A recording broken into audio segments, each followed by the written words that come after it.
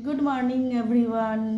শুভ রথযাত্রার প্রীতি ও শুভেচ্ছা জানাই ছোট বড় সকলকে। বিশেষ করে আজকে ছোটদের তো ভীষণ মজা, বিকালবেলায় সাজুগুজু করে সাজানো রথ নিয়ে ঘুরতে বেরোবে, প্রত্যেকেই বেরোবে, রথ টানবে। আর আমাদের এখানে কয়েক জায়গায় বেশ বড় রথ বেরোয়, খুব বড়, মানে প্রচণ্ড ভিড় হয়, রথের দড়িতে টান পড়ে। আর আগের বারে বেরিয়েছিলাম, প্রত্যেক জায়গায় দেখছিলাম পাঁপড় ভাজা দেখছিল, এটা খুব স্পেশাল। অনেকেই পাঁপড় ভাজা দিচ্ছিল, তো পাঁপড় ভাজা খেয়েছিলাম। এইবারে সৌরিশ রথ নিয়ে বেরোবে না, আগের বছরও বেরোয়নি রথ নিয়ে, ওকে রথ কিনে দেওয়া হয়নি।